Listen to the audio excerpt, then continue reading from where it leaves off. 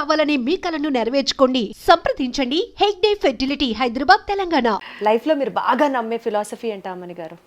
Being a spiritual person, what is one philosophical statement మీరు బాగా నమ్ముతారు లైఫ్లో? మీ థియరీ. విశ్వాసం అంటే మన మీద నమ్మకం ఉండాలి. మేము చేస్తామంటే అది ఇప్పుడు దేవుడి మీద నమ్మకం ఉంది అంటే మరి ఏదైనా గట్టిగా చేస్తే, నమ్మకంతో చేస్తే అది జరుగుతుంది. బా, చాలా కరెక్ట్.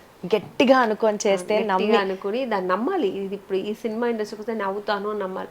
అది వచ్చాము ఏంటి అసలు దొరకట్లేదు, ఏంది ఇది ఇట్లా మనం అనుకుంటే అది నెగటివ్గానే ఉంటుంది.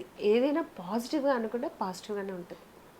సో ఈ పర్టికులర్ సినిమా గురించి మాట్లాడితే, బ్రహ్మాండ ఈ టైటిల్ని బేస్ చేసుకొని ఆమని గారి లైఫ్లో సినిమాలో వెండి తెరుగు వెలుగుల్ని చూశారు, మీరు సొంతంగా సైలెంట్గా సాలిట్యూడ్లో కన్నీళ్ళని చూశారు. ఈ రెండింటిని బేస్ చేసుకొని వాట్ గివ్స్ యూ హ్యాపీనెస్ అండి? మీ సోల్కి ఒక బ్రహ్మాండమైన ఫీలింగ్ ఏది ఇస్తుంది? మీరు ఒంటరిగా ఉండడమా, లేకపోతే బాగా తినడమా, వంట చేయడమా? Apart from acting, what makes your soul very happy? నాకు రెండు, అందరూ ఒకటే అడిగారు, నాకు రెండు ఉంటాయి. ఒకటి నేను నా సినిమా ఇండస్ట్రీ, అందుకే నేను సినిమా పక్కన పెట్టి అని అన్నా. సినిమా పక్కన పెడితే నెక్స్ట్ ఏంటంటే నా పిల్లలు. మీ పిల్లలే మీ ప్రపంచం. నా పిల్లలు నా ప్రపంచం. నాకు ఇంకేం లేదు. ఫస్ట్ ప్రొఫెషనల్, తర్వాత నాకు ఫస్ట్ ఒక దేవుడు. పొద్దున్నే పూజ చేయకుండా నేను ఉండను. ఈ షూటింగ్స్కి వస్తే కొంచెం మిస్ అవుతాను పూజలు, ఎందుకంటే మనం అవుట్డోర్స్ ఇలా ఉంటాం కదా. ఇంట్లో ఉంటే మార్నింగ్ మా ఇంట్లో మా పిల్లలు కూడా గొడవ పెడతారు. ఏంటో మనం పొద్దున 3ంటికి లేచి ఏం చేస్తుంటావు నువ్వు, అసలు ఇద్దరు డిస్టర్బ్ చేస్తుంటావు, గంట కొడతావు.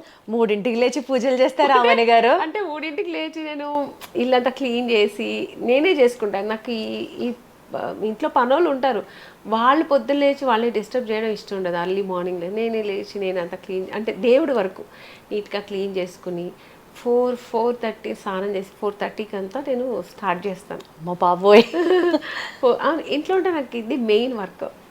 స్టార్ట్ చేసి దీపం పెట్టి ఇంకా నా మంత్రాలు అవన్నీ చెప్పుకుంటూ 6కి ఫినిష్ చేస్తాను. 6కి పిల్లలు వేసి ఇంక వాళ్ళు స్కూల్కి పంపడం, అది అలా ఉంటుంది. అంటే టోటల్ హౌస్ వైఫ్ లాగా అయిపోతుంది. ఇక్కడ ఎలా ఉంటానో అలా టోటల్ డిఫరెంట్ ఇంటికి వెళ్తే. సో ఇప్పటికీ ఇంట్లో మా అమ్మ కూడా ఏందే నువ్వు పొద్దున్న లేచి అందరు డిస్టర్బ్ చేస్తూ పొద్దునే గంట కొడుతూ నిద్రలు అన్నీ డిస్టర్బ్ చేస్తాను అంటుంటుంది అమ్మ కూడా. వాళ్ళు ఏమన్నా నేను పట్టించుకోను, నాకు దేవుడి మధ్యన జరుగుతుంది, నీకెందుకు కనపడకపోతే మా దేవుడు నన్ను అడిగిందన్నీ ఇచ్చాను, నువ్వు మాత్రం నాకేం చేయవా అంటారు కదా ఆయన. అంటే నేను మళ్ళీ మర్చిపోయావా అంటారు కదా.